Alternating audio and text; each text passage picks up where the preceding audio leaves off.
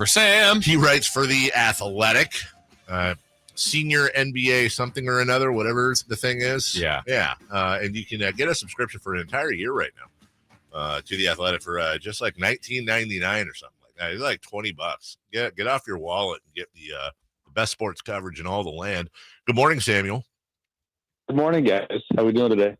I don't know, Sam. I don't know. How are you? You're asking me how are we doing? I hate that question. I don't know how you're doing, Sam. We haven't talked yet. Are you? You can account for yourself. Okay, I'm doing fine. You feeling salty this morning? Well, what if you and your wife are getting into it? What if you just lost a family member? What if I don't know? Why what if it's so dark? What if something's going on in his life and then I go, "Oh, we're great," and then I'm assuming. Here, you want to for fun because we talk about real stuff. You want to hear the real story? Yes. Remember last week when it was sheer chaos in the car when I talked to you on your radio show? Yes. My kids would kill me for sharing this on the radio. I told them this week we cannot have that happen again. So we need to leave a little bit early. And right before you called, there was a discussion about the fact that certain children didn't get ready in time, and so they are now walking to school. Yeah! Lay the hammer down. Let's go. That is dadding right there, dude. That is dadding. That is straight dadding because you know what? They're not training you, Sam. You're training them. You're not their friend. You're their father, and they didn't listen, and now they're paying the consequences. If it was only raining. I don't want to name names, but one of the two boys was ready, so one person paid a price. Yes. The other one. Did the other one get a ride, or you made them both walk? No, they both walked because it's kind of we're either in the car or we're not. And I drive them together. And like we discussed last week, we don't live that far from the school. I got you. All right, so you punish one of your kids for nothing. But Sam Amick with us. Is Russell Westbrook going to be in the Lakers car for much longer? I don't know. It's a segue, dude. What do you want? What's going on with the Lakers? He's on timeout. He was not ready.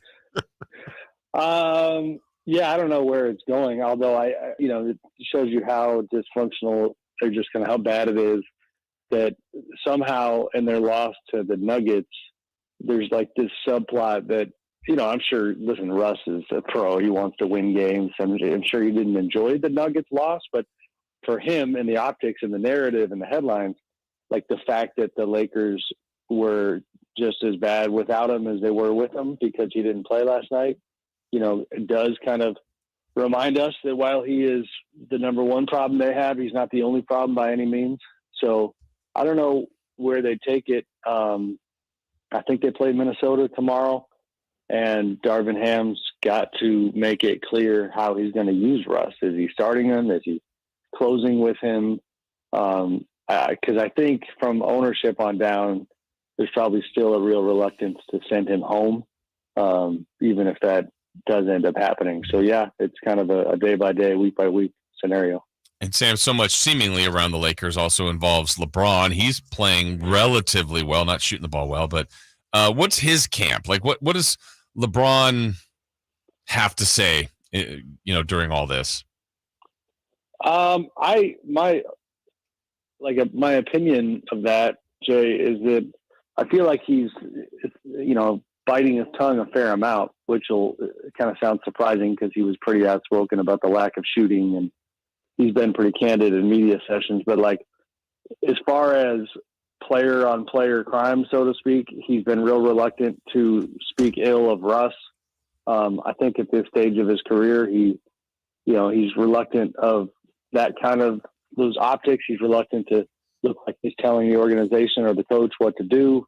But I'm sure he's kind of going crazy. I mean, you guys know the backstory here where you just look at this Lakers roster and you ask yourself why, Rob Pelinka and Kurt Rambis and their group just didn't find a way to surround LeBron with more shooting these past couple of years. I know it's easier said than done, but like this is a historically bad team from a shooting standpoint so far. And every LeBron team that has ever been successful had good shooters, and this team does not.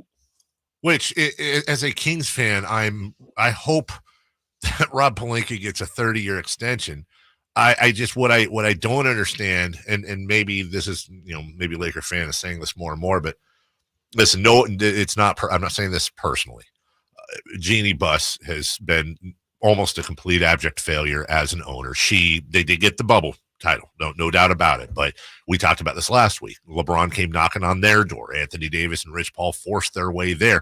They have almost nothing in the cupboard.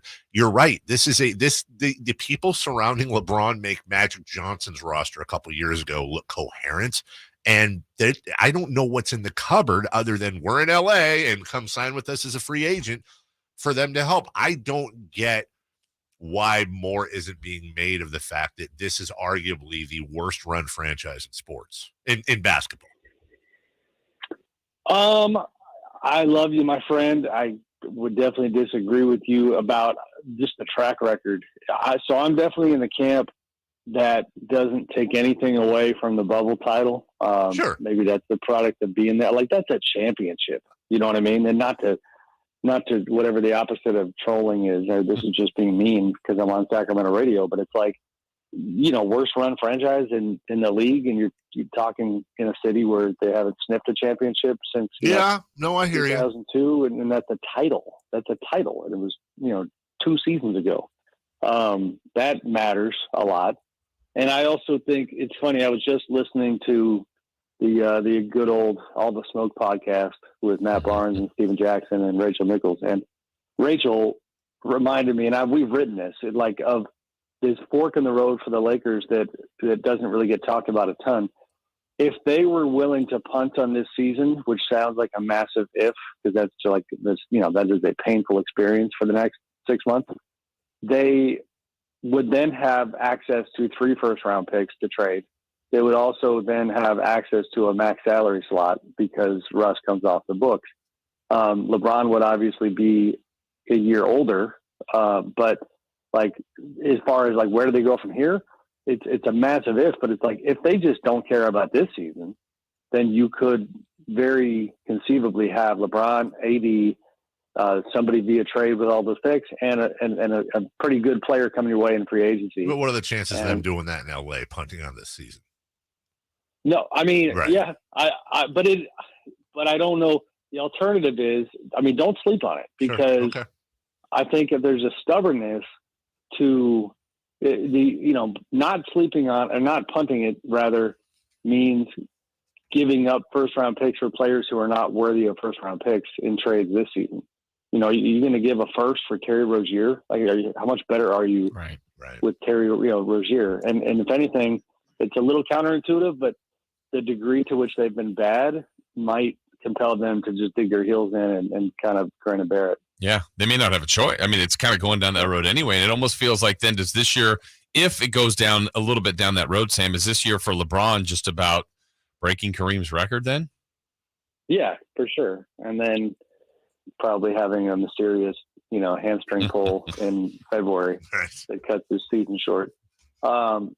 Yes, I think that is it. And, and then I think the mentality would become, now you're talking about can you, for next season, can I just have one more kind of push to be relevant and to contend?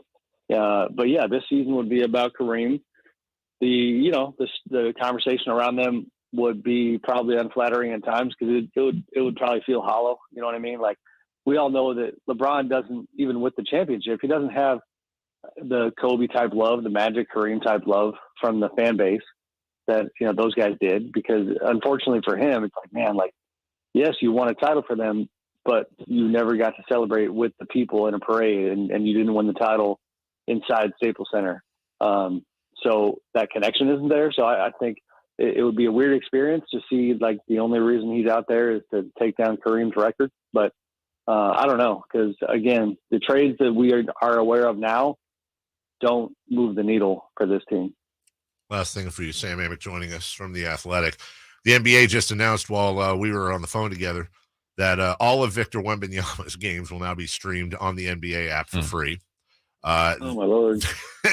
They are certainly embracing this. A lot of hyperbole being thrown around, but I think I haven't seen a prospect heralded this much since LeBron. But Utah is not listening. San Antonio is not listening.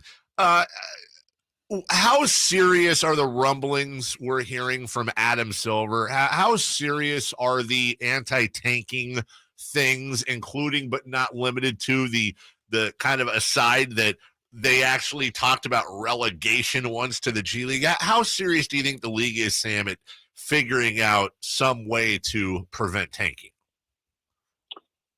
I think by and large, they feel like they've already figured it out. I know that sounds a little surprising. Yeah. But Adam Silver went on ESPN a few days ago and emphasized the fact that, even the worst team has a 14% chance of getting the number one pick. And then, the way he put it, I thought was interesting. He said, or said another way, 86% chance of failure. It's funny, before that story came out the other day about what he said to the Phoenix Suns employees regarding tanking, and I had no idea that he had said that stuff. I actually talked to him at the Warriors season opening night when he was there for ring night.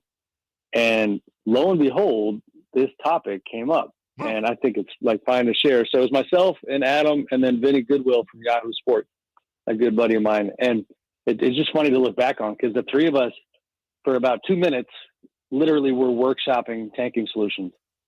And like to Vinny's credit, he threw one out at Adam that I actually thought moved the needle for Adam. And he said, Adam, why don't you just have, teams can't draft in the top 3 in consecutive years. Just make it simple that way, and we joked about how Sam Presti in Oklahoma City would not like that idea.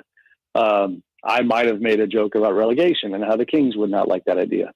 But that stuff's not, the relegation's not real. Like he clarified later, these owners, they want more certainty in their investment, and you can't get, these kinds of price tags for franchises if they have to have fear of relegation. So for that reason alone, their structure is set up in a way that relegation is not going to happen. So I think mostly they're just, they might tweak things around the edges, but they're going to lean into the fact that they've flattened out the lottery odds in the kind of way that really makes it somewhat silly to go, to tank for even as great as Victor is.